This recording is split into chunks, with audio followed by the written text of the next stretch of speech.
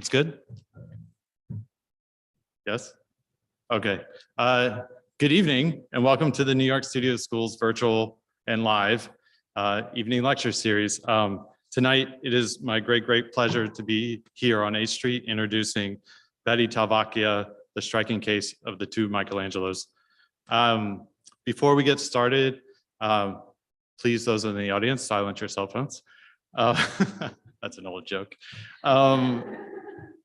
And I would like to just quickly recognize that the Studio School Evening Lecture Series is generously supported by an award from the National Endowment for the Arts, as well as the New York City Department of Cultural Affairs in partnership with the City Council, the Robert Lehman Foundation, and many individual contributors. Please do consider making a gift to the school through the website at www.nyss.org. And check out all the other lectures archived on our YouTube channel and lectures remaining in our season over the next few weeks.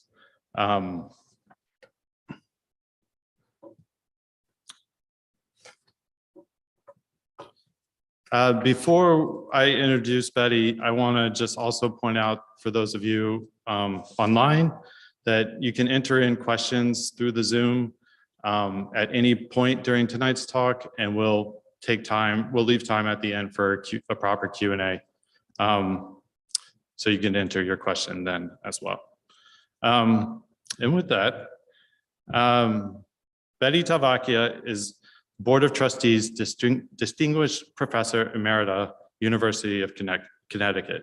She earned a Ph.D. in art history from Stanford University, and her work focuses on Renaissance art and on gender issues. Her most recent book, The Two Michelangelos, began with an award in the NEH Public Scholar Program. Dr. Talvacchia has also held fellowships at the Metropolitan Museum of Art, the Institute for Advanced Study at Princeton, and at Villa I Tatti, the Harvard Research Center in Florence. And I just want to very quickly show the book here. It's just come out, so it's available in bookstores, I assume, Amazon, and bookshop.org, to name a few. And with that, please join me in welcoming Bette Talvacchia.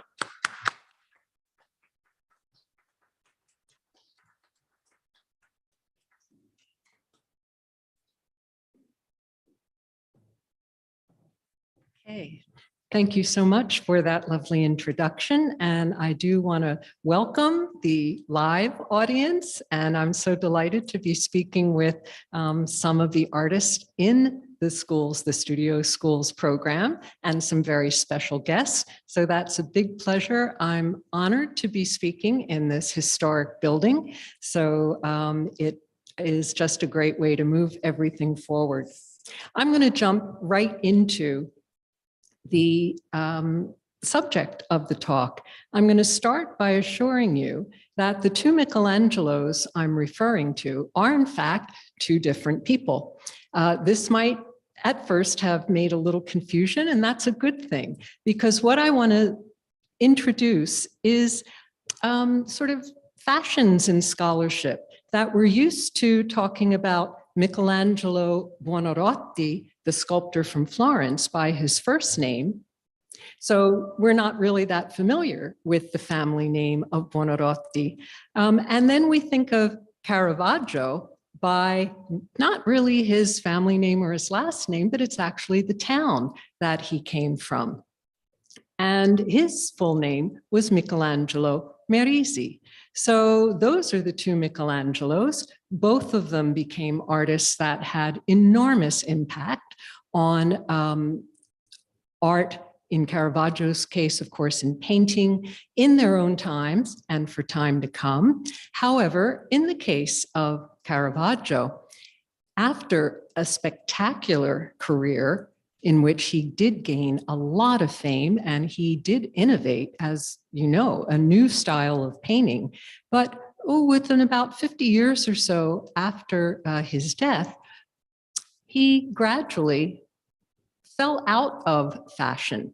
And it wasn't until 1951 that an Italian scholar by the name of Roberto Longhi had an exhibition in Milan on Caravaggio. He had studied him in his dissertation and went on to be a great force for reintroducing Caravaggio into the canon, as we say now. And I think the reason for the different names is that Michelangelo, the sculptor, was already taken. You know, you wouldn't want to introduce another artist using that name that was so attached to the Michelangelo Buonarroti. And so he became called right away in 20th century scholarship, Caravaggio, and that reference has really stayed. And that is, of course, how we know him, really to the exclusion of even thinking about his other name.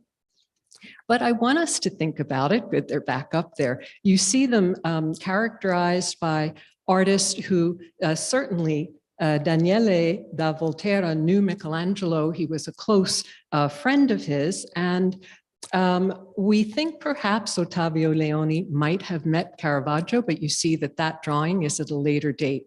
At any rate, these are two images that really are most used to refer to both of these artists. Notice that Michelangelo is a sort of grandfatherly type in that very sensitive rendering of him. He was not always quite that gentle, as we know.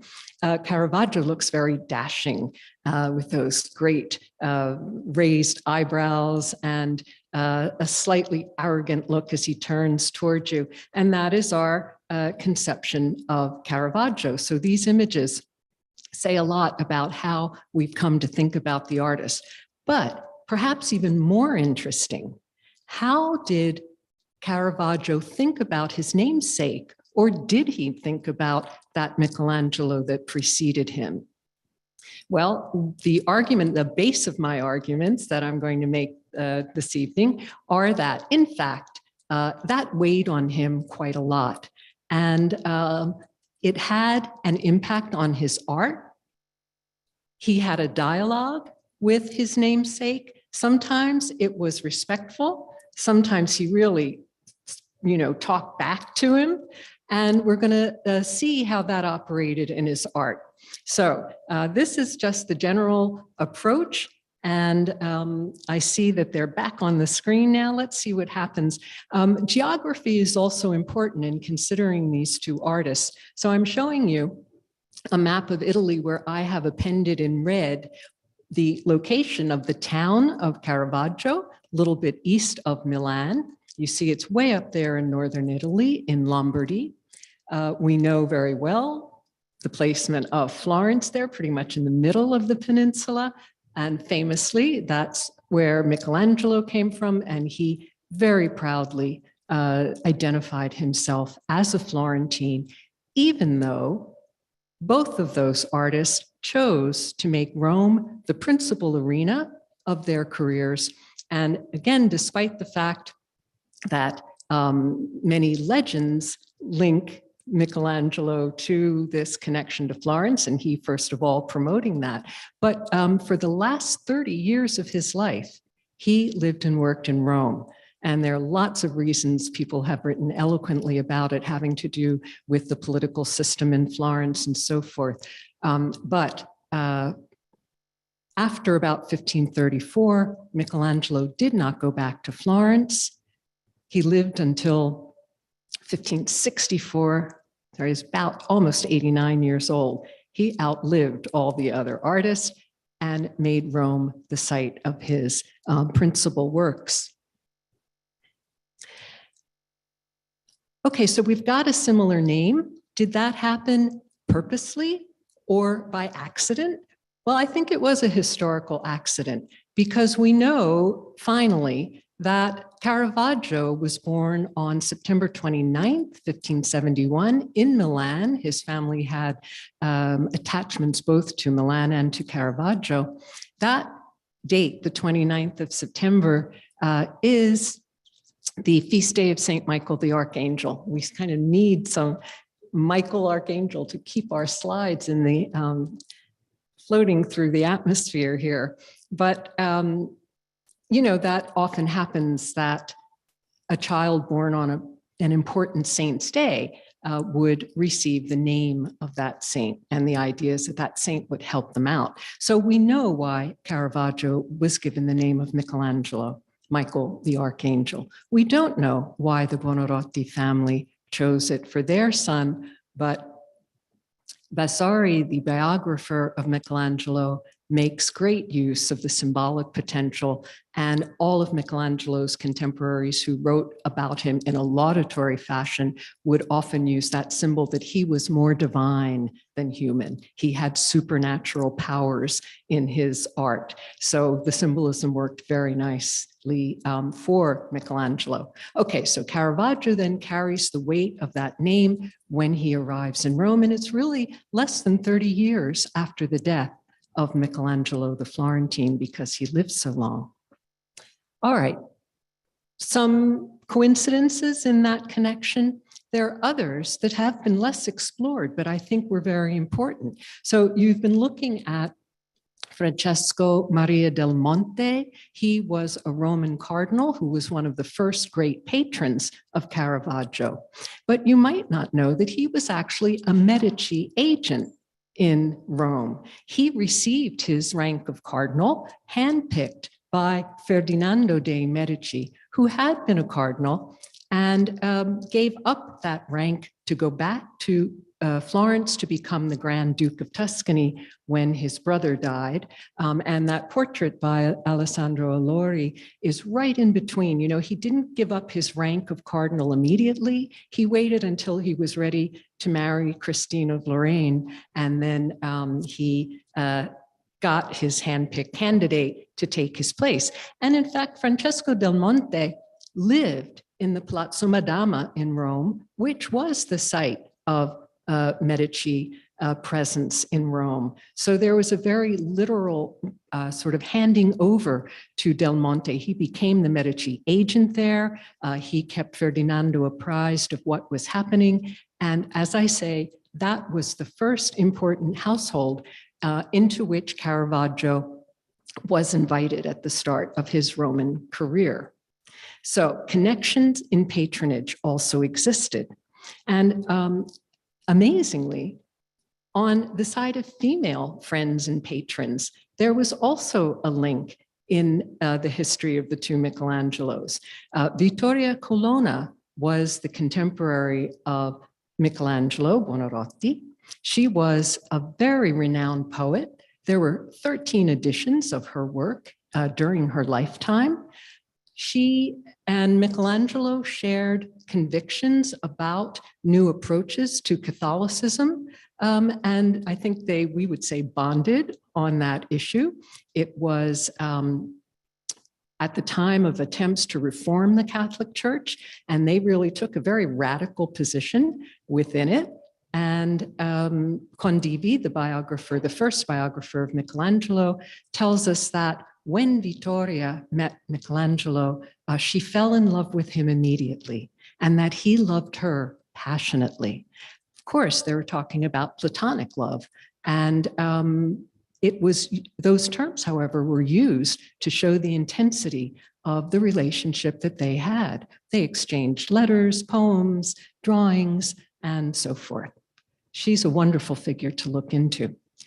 Her great niece was Costanza Colonna. The Colonna were a very powerful Roman family. And you see their titles by marriage in each case. Each of them became a Marchesa. Costanza Colonna became, there you have it, the Marchesa di Caravaggio. And she followed Caravaggio's footsteps from the start of his career. It had been thought before that it was because of his father's connection to the Sforza, this household. So Costanza Colonna married a member of the Sforza family, ruling the town of Caravaggio. But in fact, exhaustive and fantastic archive work done by an Italian scholar named Giacomo Berra shows that it was through the matriarchy that Costanza employed the aunt and the sister of Caravaggio in her household, and that before that, Caravaggio's mother's father, so his grandfather on his maternal side, was the one who was an important member of the Sforza household. So that Costanza, with that great name Constance, translated into English, she was a constant help to Caravaggio and got him out of a lot of scrapes. And I believe that she was the one who would always find routes of escape for him when he needed to get out of town. Twice, I believe she did that. So I can't do any more about that, but I wanted to give Costanza her due. And again, to emphasize, there we have two members of the Colonna family. One of them, in an earlier moment, was the great friend of Michelangelo, and a younger Costanza in subsequent time must have been, I'm sure she thought it was great that she also had a Michelangelo to take care of. That's sort of, I won't make that a historical point, but I love to think about that possibility. All right, so we're seeing that there are historical contexts that bring those two artists together. What do we see in their art? That, of course, is the most important element to think about. So let's start with early works by both artists. The subject of Bacchus, of course, was a very popular one, the mythological figure, the god of wine. As you look at the two examples, I think mostly what you see are differences. Of course, the media are different. We have the sculpture as opposed to the painting. We have similarities in that both depictions show Bacchus, who doesn't wear very much. Michelangelo's, of course, has that heroic nudity. Caravaggio is playing a little game with his classical precedents. He had, of course, a knowledge of classical forerunners and certainly of Michelangelo, but he's going to play a little game with that. So he makes a toga out of a bed sheet. And he shows you that because look at the left side of the painting where there's a little darker area. That's a mattress underneath the linen that acts as a toga. The grape leaves, the vines that are entwined in the hair of Bacchus, in Michelangelo, it's an attribute of identity. It sort of just sits right there in his hair. With Caravaggio, it practically becomes a helmet of leaves, and it's almost just, it makes you smile, if not laugh out loud. Look at the difference in the idealization. Michelangelo, of course, using that strong contrapposto from his classical precedents, but he adds literally a twist to that tradition by turning the torso of the figure. Looking at that, you would not, if you were a Renaissance connoisseur, say that that was a classical sculpture because you would never have that much movement in the models. So Michelangelo makes his addition to the classical vocabulary. Caravaggio just ignores that vocabulary, really. He shows you a half-length figure. The subject is certainly based on a study from life. I mean, look at the high color in the cheeks and the hand where the Roman sun has gotten to his model. The torso is much paler. So he leaves those traces. And he's telling you, this is a young man dressed up as Bacchus. All right, so far we're seeing totally different approaches to the material. But look at their very strong motif. They're each holding a chalice of wine as one of the, let's say, anchors to the characterization. We'll move and get you a little closer to that.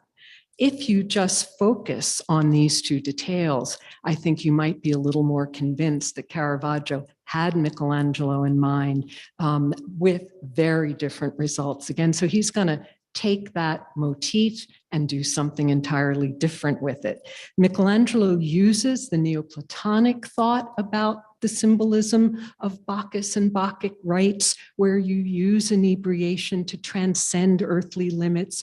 You let your creativity flow, and you use it as a movement to a higher realm.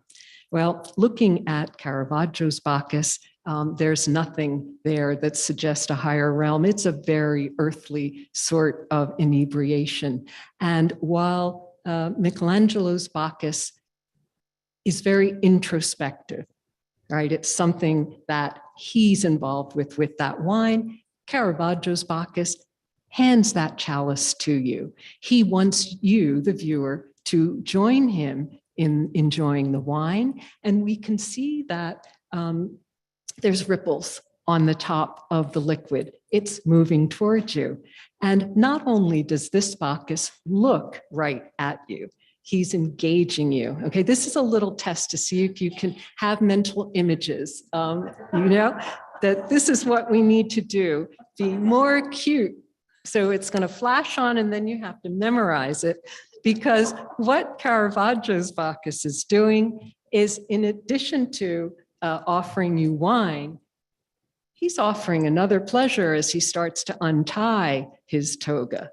All right, so here we have Caravaggio taking one motif and then, as we would say, doing his own thing with it, and it is playing a bit of a game with his predecessor. Well, very quickly, Caravaggio was invited to make a more monumental work of art, a commission for the chapel of San Luigi dei Francesi, the Contarelli Chapel. And this was right still, Caravaggio's been in Rome something like 7 years or so. It's these very high-powered patrons that have gotten him the commission. And he has to absolutely get up to speed, because this is his first big chance to make a splash in public. His first public monumental work, the Martyrdom of Saint Matthew. So how does he approach it? Well, he has a few problems, and we know that because Caravaggio worked directly on his canvas. He used this alla prima technique, but that's not to say he didn't do some underdrawing and sketches, and he could paint over things. So his style, he wants that immediacy. He doesn't use that Tuscan style of drawing and drawing and drawing. I know that's a big part of this program at the studio school. No, not so much anymore. Maybe you can take your choice. There are two different approaches to activating your art. Are you going to make it sort of push it from your study of nature into the realm of the ideal, or are you going to just put it right down on the canvas and not have that process? Those are sort of two of the fundamental points to keep in mind about the differences in the art of these two great masters. So you've been looking at what we can see underneath this final painting, the way you see it now in Rome. And as you look, it is difficult to read, but you can clearly see that as a first thought, Caravaggio was going to make a monumental architectural setting, very traditional. And there is that smaller scale figure that you can see sort of running across that foreground area. He stepped back and saw that it was too small for that monumental canvas that he had. So one of the great things about Caravaggio is that he got up to speed very quickly. He just started all over again and came up with that second version. But I say that one of the ways in which he came up with this new composition was to study Michelangelo, of course, one of the acknowledged masters of monumental narrative paintings. So if you look up at the Sistine ceiling, I see these two figures that frame one of the narratives in the ceiling, taken by Caravaggio, appropriated, we would say, modified, and he uses them to frame that figure of Matthew, very brightly lit, makes a nice introduction into that pictorial space, and he gets that idea, I argue, from Michelangelo. And we can see him continue to look at the Sistine ceiling as he works on this crucially important commission that all of Rome is going to then see and talk about. And as he makes the narrative for the calling of Matthew, he looks to Michelangelo to get an idea for the crucial gesture that all of the story really hangs on when Christ approaches Matthew, he says to him, you come with me. And you can see that gesture. It's under a shaft of light. It has its own mysterious light source. You look over to the figure in the center of the table saying, who me, right? So all these gestures sort of proclaim and are answered. And there's St. Peter in the yellow cloak moving into the scene. He's our representative, right? As though we were moving in there, and his gesture echoes that of Michelangelo. We all know where that came from. But a lot of times, I think it doesn't like my touch. Every time I change it, well, here we go. It's said that that hand of Christ follows the gesture of God the Father, the Creator, when in fact, let's flip that hand around and you'll see that it is a very close quotation of the hand of Adam. Now, if that surprises you, that's not Caravaggio just being honorary. That was probably given to him by a theological advisor or asking Caravaggio to use this symbol of Christ as the second Adam. Christ came down to earth, became human. He's going to correct what Adam messed up. And I think that that is not overdetermining that choice.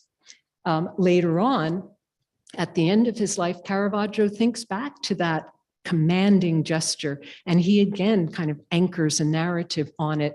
At the end of his life, he's painting in Sicily, and he is asked to paint the raising of Lazarus. There, Christ performs his miracle, by this time using the hand of God the Father to make that gesture of bequeathing life back, giving life back to Lazarus. When you look at that late work, notice that no matter how great the pictorial space, the support is that for which he has to make pictorial space, Caravaggio always kept the figures life-size. And he didn't worry, he wasn't afraid of that, what we would maybe say empty space. It's not empty, right? It's full of presence that does have an impact on the way we view that painting. So that's just an aside. I mean, that was his own decision. And I think that it didn't have to do it all with lack of skill, but keeping the figures life-size, I think went along with his idea that I'm painting from reality. I'm painting from nature, and he kept that life-size. All right, so we've been looking at a more reverential Caravaggio, putting to very good use some of the great compositional devices of his namesake. But that's not the only thing he did. He also, as I've said, he talks back to Michelangelo as well. So if you look at one of the great nude athletes from the Sistine ceiling, we always refer to them as nudity. And in fact, that's the way Michelangelo talked about them through his biographer Condivi. Just means a nude male figure, because in fact, that was their most striking quality, that idealized, bigger and better than life in every way, but starting from nature and then just perfecting it. Well, Caravaggio takes that figure and he says, okay, I'm going to make it so close to that figure in the ceiling that anyone who knows about art is going to understand that this is my variation on Michelangelo. But then he totally makes a disjunction between the form and the content. No longer are we in the realm of the idealized figure in a sacred setting. We are very much down to earth. So why is that a St. John? If you've been troubled or astounded by the name of that painting, you are correct. And it bothered and worried people from the 17th century onwards, because there have been a lot of different ways of talking about this painting.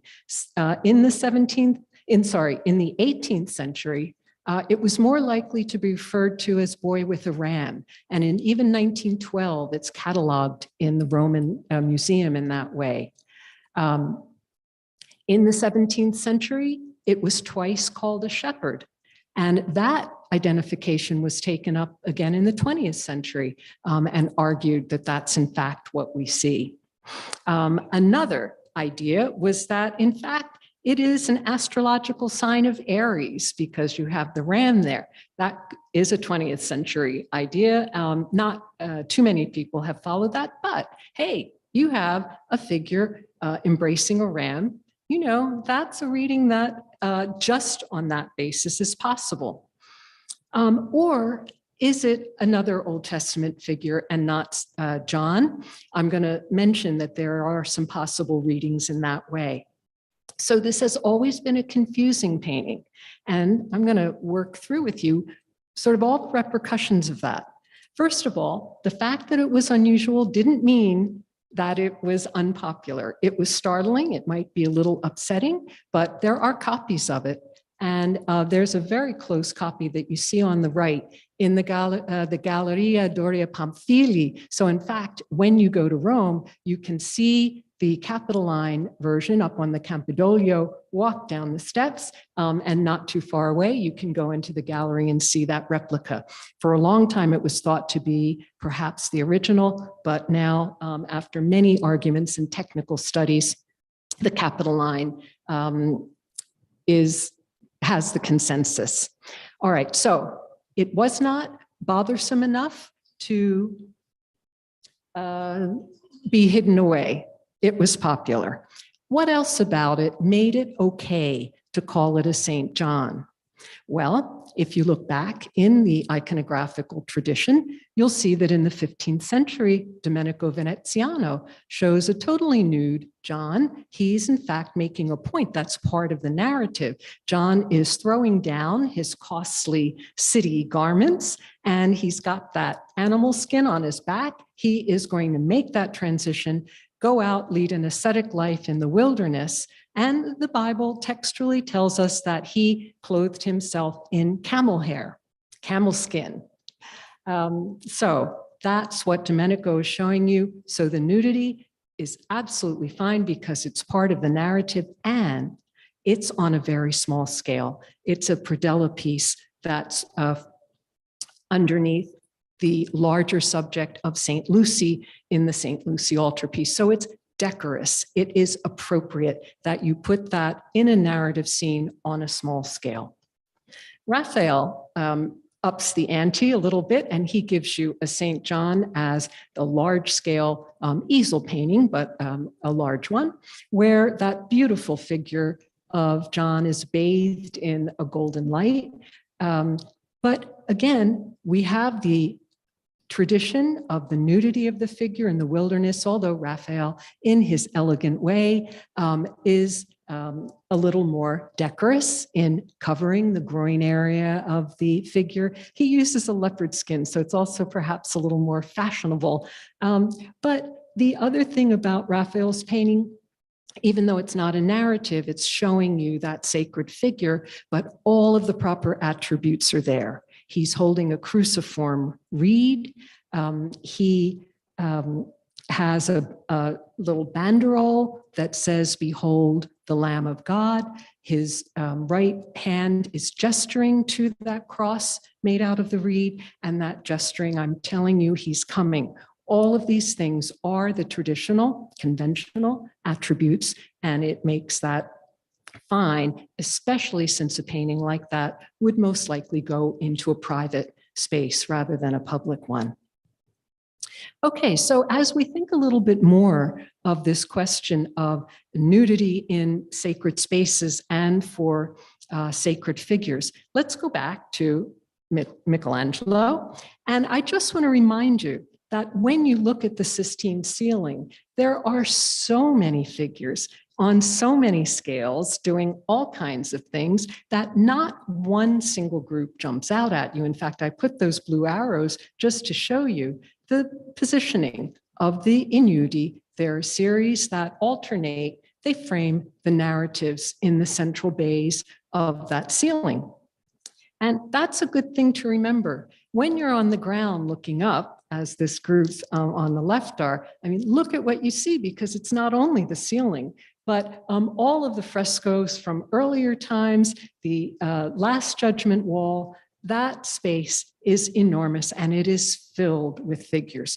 So again, my point is that Michelangelo made those figures, they don't jump out at you, right? They're not inappropriate because they take your mind off what's happening in the sacred space. I put that other image of the ceiling being cleaned so that, you have to be up on scaffolding to see it closely.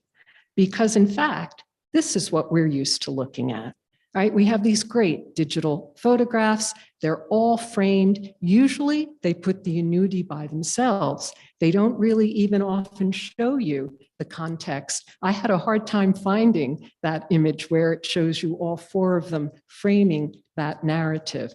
And yet that is what Condivi tells us, that these were figures that framed the narrative. That is to say, ancillary, secondary figures. So again, they are appropriate to their function. Well, if we can see the ceiling this closely, how did an artist like Caravaggio? He would look at prints. I mean, certainly he would get permission at some point or another to go into the Sistine, because we know that artists were allowed to go in there to study. There was probably scaffolding up at different times, but remember that that was and still is the private chapel of the Pope. It's a sacred space. So viewing is always limited. But if you had artists who made figure studies based on the ceiling, then those could be engraved. And this is what happened with Cherubino Alberti, who made about 4 figures from the ceiling individually, and then some larger arrangements. He was, in fact, a Roman artist. He was a friend of Caravaggio's. So this is what Caravaggio could study to nail what he wanted from the figures that he was thinking about. And you can see that, in fact, he made another St. John, this one in Kansas City, really worth a trip just to go see it. And you can see that the pose of that St. John is very closely modeled on Cherubino's in nudo. And that St. John, by the way, as you look at it, he's got that same red mantle, the animal skin, but he's got a reed with a crossbar. He's got this meditative expression. He is more decorously covered. He is St. John, full stop, no doubt about it. All right, so what's going on here? You might say, hey, I know that Caravaggio worked from life. He was known for using models. Yes, he also used art sources. And look at this engraving by Alberti again.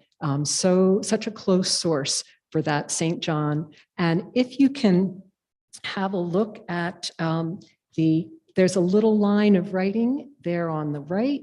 It is an abbreviated form telling you Michelangelo Buonarroti, Florentine, painted this in the Vatican. So as Caravaggio studied that, he sees in front of him, big as life, that description. And he says, okay, I'm gonna take that and take it somewhere else.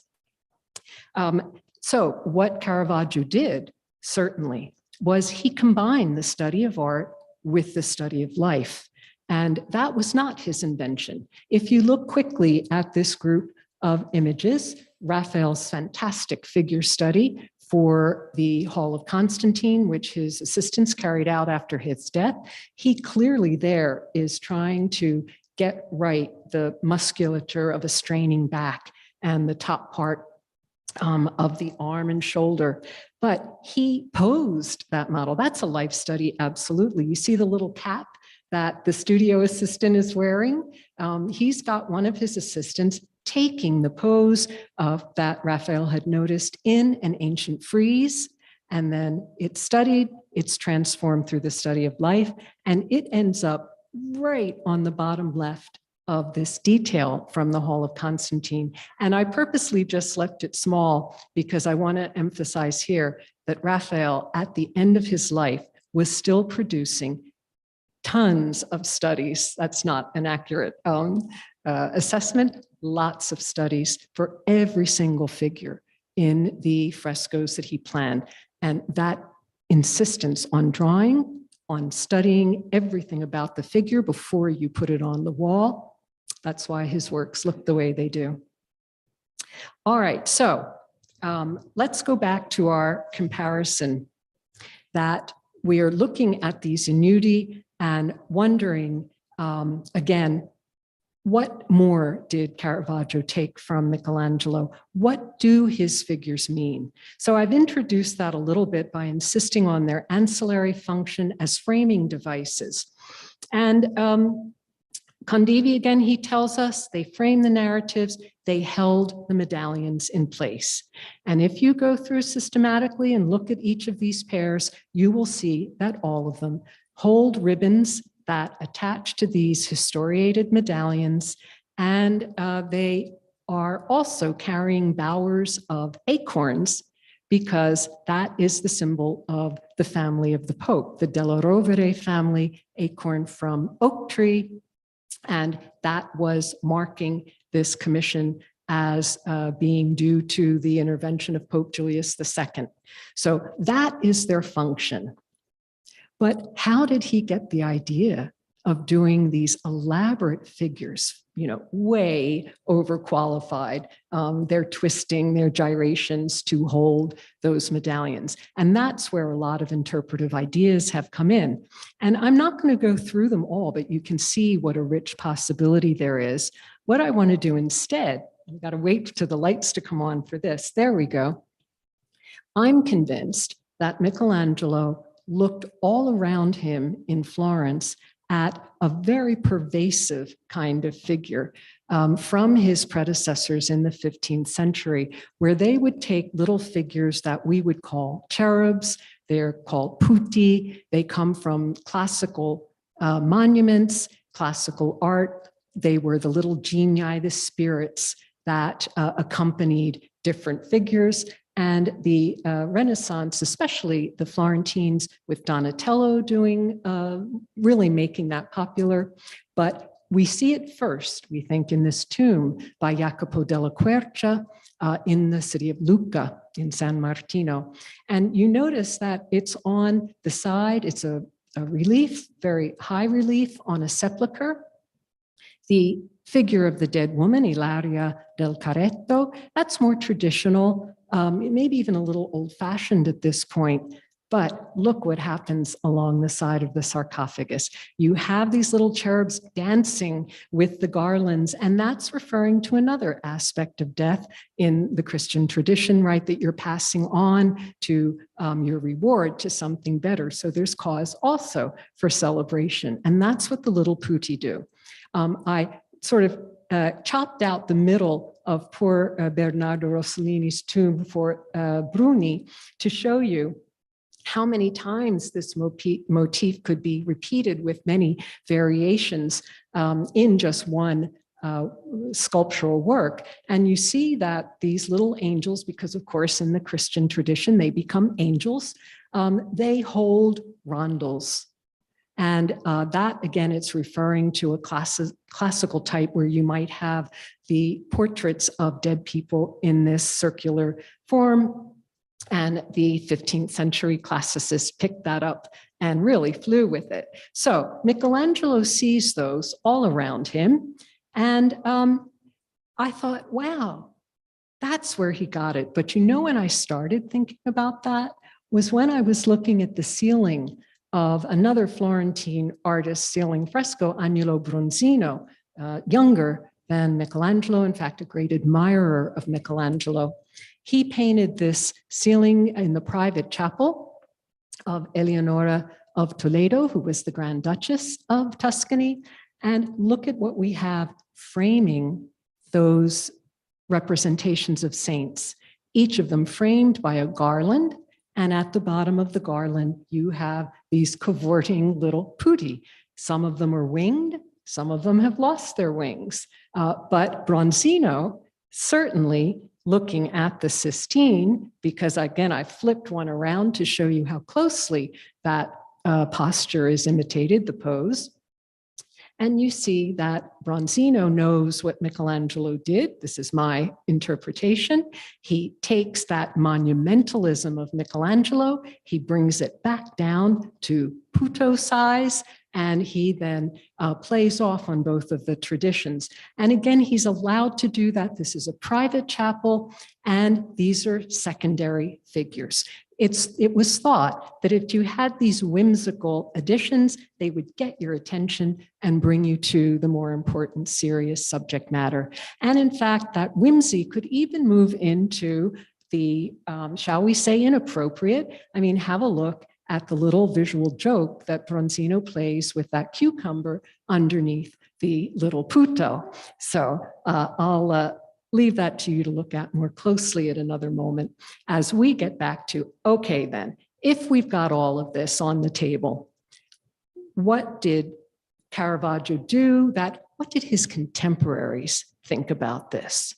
Well, we've seen that disjunction between form and the meaning of it.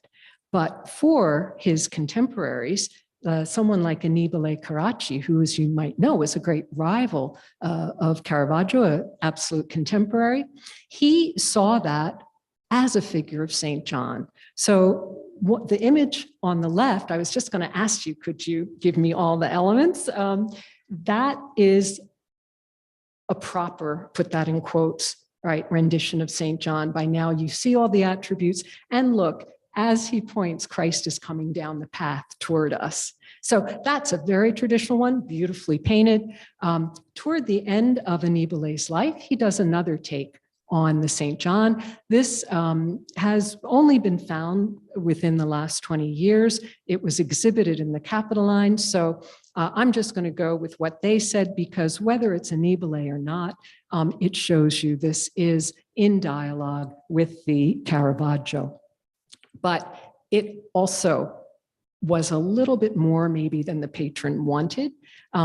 Look, even though that figure strongly lit in Caravaggio's manner, the drapery covers him enough, and the pose masks the genitalia. So you might think, okay, everything's all right in that order.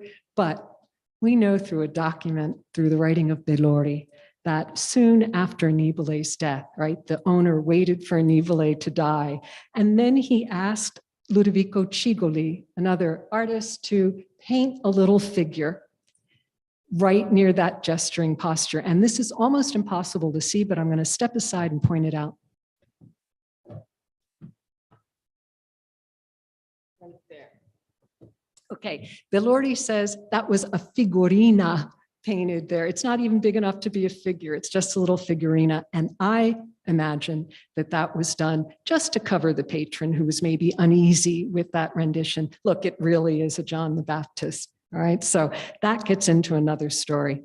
But Giuseppe Vermiglio, a Lombard artist who painted in a Caravaggesque style, he had no hesitation about saying, yes, that's a St. John. But do you know, all of the copies, the modifications were always made. Okay, what were they? What we'll see again as the slide comes back is that even though the painting on the left is closely patterned on Caravaggio's work, we have the animal skin more discreetly covering the nudity of the figure, and also that mantle. There is a lamb instead of a ram, which is the Lamb of God, is the usual iconography. And that figure gestures. He looks at us, but he engages us seriously. So that's about as far as Vermiglio was going to go in terms of being transgressive. He wanted that as a readable St. John, even though the style is very like the Caravaggio. A later work takes a few more shall we say, liberties with the nudity of the figure, but it's still decorous enough. And you've got the modification. The lamb replaces the ram. The cruciform reed has a banderole. And this, I keep saying it because I don't think there is an example where those modifications were not made. Okay. And in fact, even in this anonymous copy, even though it's much more closely appropriated, the ram has turned into a lamb. There is more decorum in covering the figure and the expression of the figure St. John has changed. So now look at it in comparison. You know that left thigh of the figure coming up, Caravaggio really pushed that up with regard to what his model did, and that makes it much more aggressive. You know, look down in that groin area, even though it's shadowed. The sexuality in Caravaggio's figure is much more aggressive. And the expression on that face that looks right at you, and he kind of smirks, right? This is something that is perhaps the biggest reason for questioning, can it be a St. John? All right, so what else could it possibly be? Here's the larger context of the borrowing. Let's go back to one of those larger views of the ceiling. The narrative where that innuendo comes from is a scene of sacrifice. Whether it's Noah, as most people say, or Cain and Abel, as Condivi says, they are in the foreground, and you see that, yeah, please. I want to disturb you. You can keep. Okay, I'll keep talking. I've got my companion here to the rescue. So we've got a scene of sacrifice, and that sacrificial imagery, I think, was one of the things very much on Caravaggio's mind. So we have the two figures in the foreground with the rams. They are caressing them, you know, with sort of under their legs as one of them moves them forth to the scene of sacrifice. The other one has already cut the throat of the offering and is ready to capture that blood. And both of those are contiguous to the innuendo that was used by Caravaggio. So let's say, okay, he wanted that. Thank you so much. We'll see what happens. Okay. He wanted that sacrificial imagery to be apparent. And let's hold that thought and try to build on it. Because it turns out that there's another very important sacrifice in Old Testament narratives, and that is the sacrifice of Isaac, whose father, Abraham, was told to sacrifice the son. And when it came to the moment, as you can see, Caravaggio showing you that very dramatically, an angel swoops down, grabs Abraham's hand and says, "Do not kill your son. This was just a test." And it makes the point that the God of the Hebrew community did not accept a human sacrifice.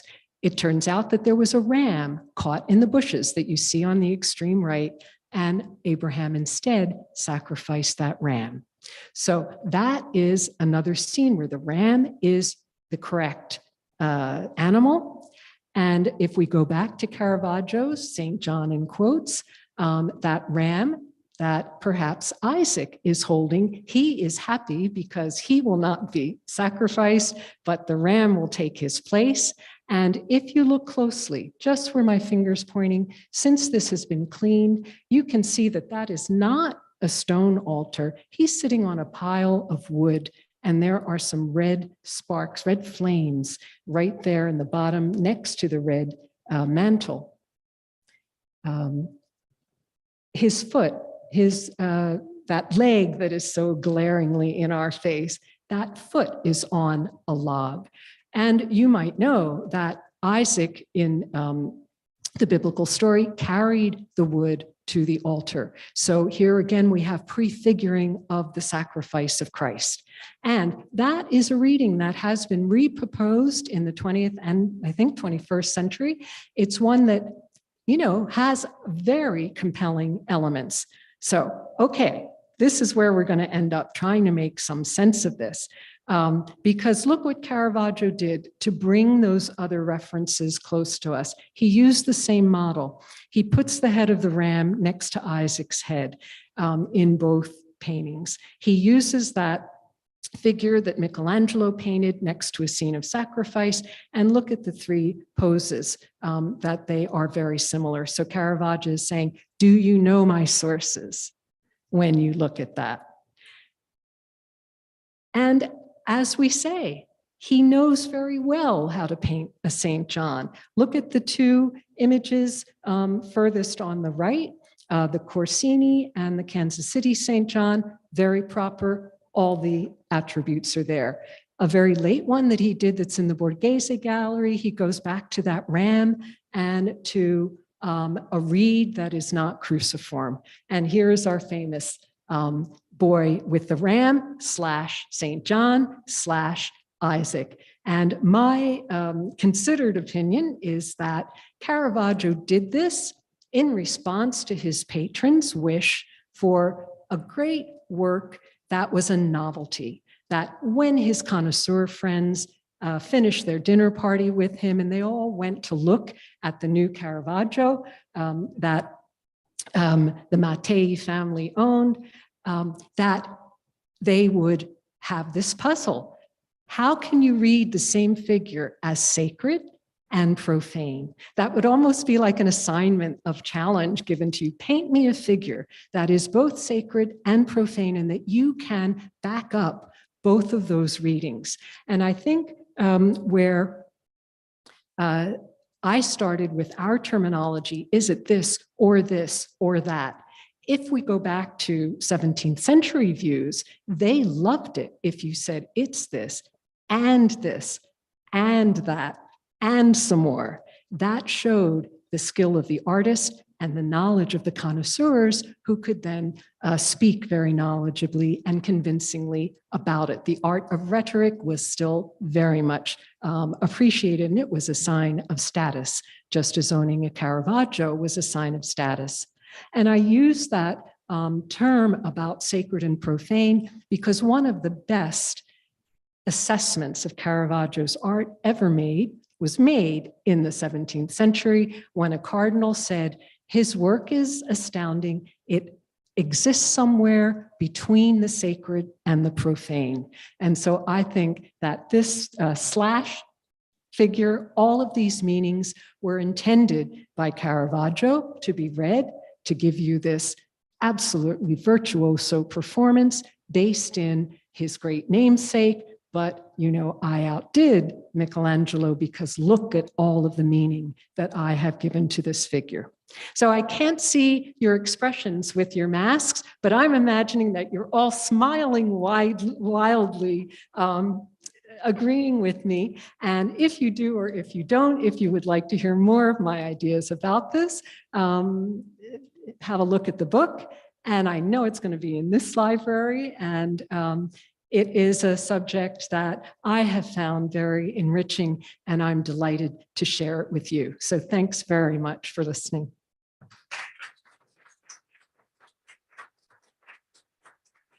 Thank you.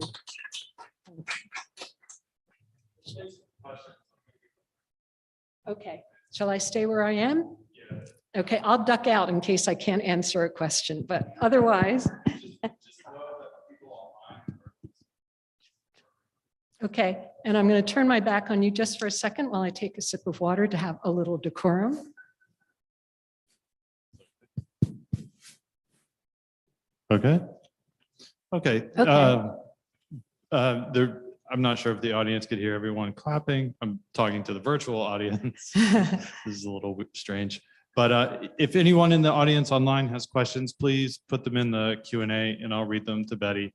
And then if we have questions here in the audience, in the school, just put your hand Yell them up. out, absolutely. Let's see. While people enter in, I'm very curious about those engravings from Caravaggio's friend. This is a little bit different, but was he known to have engraved from Giotto as well? If there were engravings of Giotto's work available? By Caravaggio's friend, I don't. Oh, Cherubino Alberti. You know, I must say that I don't have a deep knowledge of Alberti. There's a scholar named Bernardine Barnes who's written a book on the reception of Prince after Michelangelo. Someone know that reference? But I would say that at this point, the study from Prince, you know, by the time you're in the 17th century, it is a very important vehicle of study. I'm not sure that Giotto would be the artist that was most sought after at this moment. I might get in trouble for saying all of this. I think that a lot of these prints that were clearly conceived to propagate particular images were dealing with, at least, a great slice of them, figure studies that were guides to practicing artists, aside from, engravings then also being valued by connoisseurs. But there are some studies that make very interesting arguments for that specific use of prints, really starting with Raphael and Marcantonio Raimondi. And I think that they were really concentrating on what even they would call the old masters, Raphael and Michelangelo, as well as contemporary works. But I'm not the best one to give you a full-fledged history of, prints. I always thought his groupings and the sense of drama between some of Caravaggio's figures may be related, but I have no idea. Certainly, I think that one of the things that we can say in general is that artists traveled and looked at things much more than we're aware of, that it's not always documented, but, they were always interested in following art that went before them to get good ideas and then surpassing it. So I think that's just a good place to start. This question is coming from Carolyn. They're asking, how aware was Caravaggio of Northern European artists' work? Again, I think, since he came from Lombardy, and Lombardy has its very own, very rich tradition and its own style. And certainly there was a study of Northern masters there in Northern Italy. In fact, even the Florentines, although they might not always say it, they were also extremely interested in Northern art and would learn of it through prints, someone like Dürer's work, for example. So I would say that, again, I'm not sure how much can be documented, but the Caravaggio coming from Northern Italy would have had some familiarity with some of the work north of the Alps. There's a question here from Julian asking, they say they really like your last statement of, see, I can outdo the master. And he agrees that you've made a very strong argument about Caravaggio's use of Michelangelo's figures. What about the difference of illumination of the figures, where Michelangelo used much more full lighting and Caravaggio used much more dramatic diagonal illuminated figures? Yeah, that's a very good point. And in fact, it's one of the great differences in the style. And it was one of the great innovations of Caravaggio's approach, that he really pushed that light-dark contrast as a signature to his work. Whereas Michelangelo and, in general, the Tuscan approach was for very even lighting, where you'd create volume through gradations, whereas Caravaggio wanted that stark chiaroscuro contrast. And that was absolutely a choice that said, I am surpassing, doing something very different for emotional impact. I think one of the great reasons for it.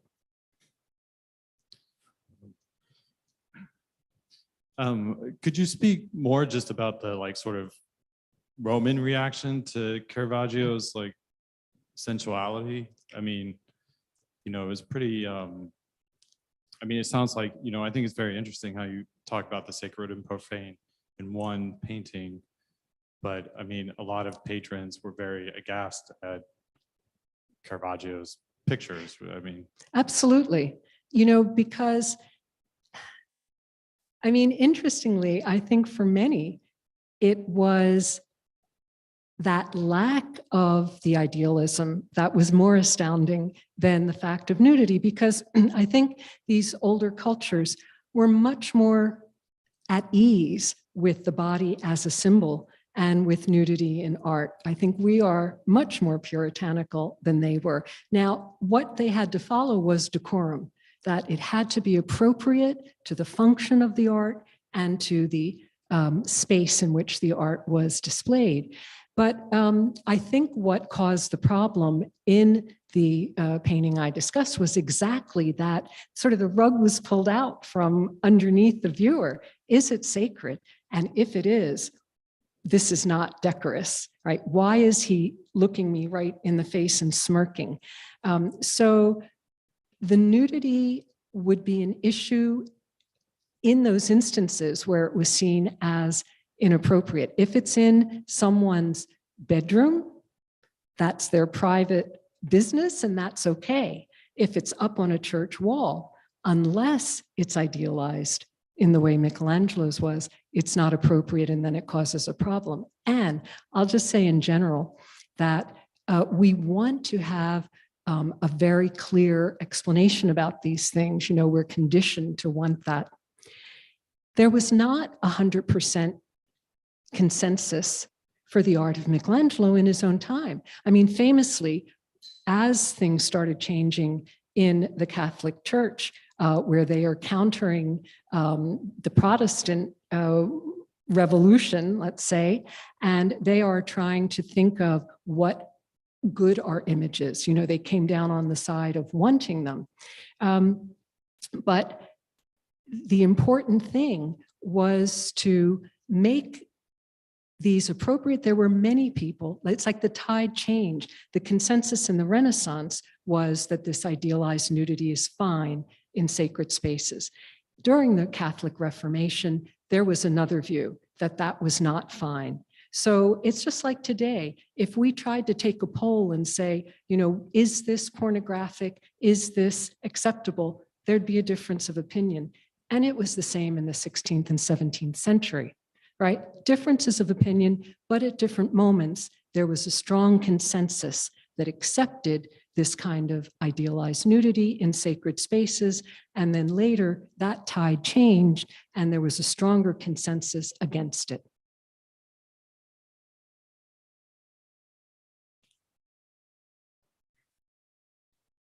Hi.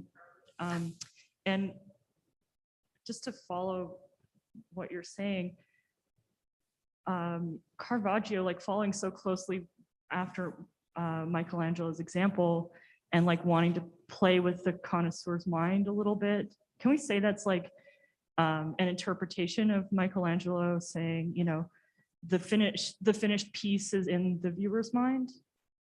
The finished pieces. I think he wanted the viewer to, this is a, you know, it's a good question because it really gets to this kind of subtle reading of the paintings. And I think that he counted on at least a certain level of art viewer to get all of those references.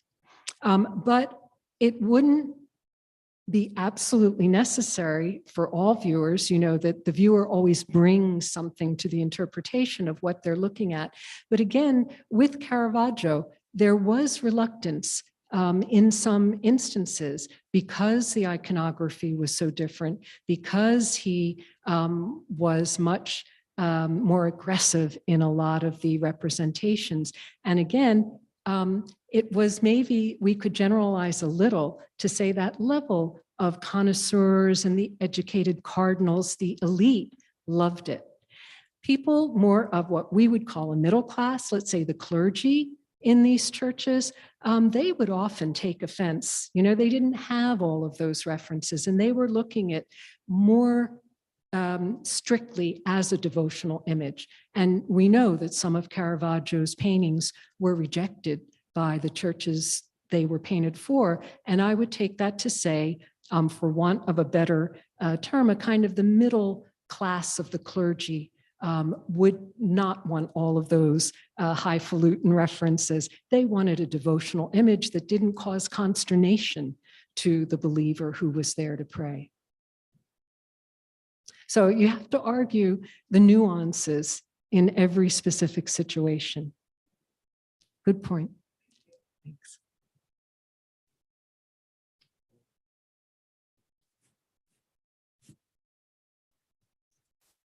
My question is regarding the exchange between Vittoria Colonna and Michelangelo. And you Mhm. mentioned they wrote letters and they exchanged poetry.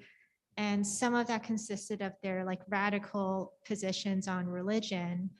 I'm wondering if you can expand on that a little bit. Like what did the religious thinking come through in their poetry or in their letter writing, or and what was their position exactly? Goodness, yes, it's a very important question. And there is very rich literature on this group of Catholics in that particular circle in Rome. I don't want to butcher any of it, but that reform accepted or tended to accept more of the Protestants' problems with some of the ways of behavior of the Catholic Church and some interpretations. And this group that eventually were by Luther put under the category of being like Nicodemus, that they were sort of closet Protestants, you know, and so they got in trouble because they were moving away from the party line that was coming from the Pope. And they would meet as a group and discuss all of these issues and discuss the text very deeply. And so scholars who know much more about the theology have gone into this. There is a rich literature, and I'm really not able to do it justice, but we do know a lot about that group. And there's a famous English cardinal whose name is now escaping me. I know there's some people who have done religious studies here. Do you Pole? Right, I think it's Cardinal Pole, who was living in Italy and was a great leader of that. Forgive me if I've gotten that wrong. But you know, this is one of the reasons for writing a book, that you can put in it all the things you're not going to remember later. But it is very exciting to read about this and then to think about Michelangelo and Vittoria struggling to come to their decisions about how these ideas work, and do they make a true Catholicism? You know, they were very serious about their commitment to the religion.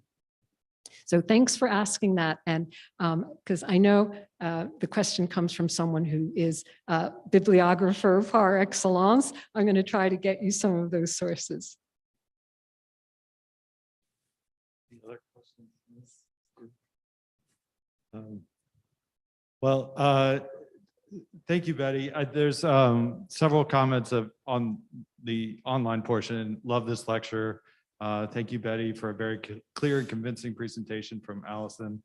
And I think thank you very much. Thank you. Let me thank everyone here and also all the people who watched it remotely. Thanks so much for showing up wherever you are. I really loved sharing this with you. Thanks.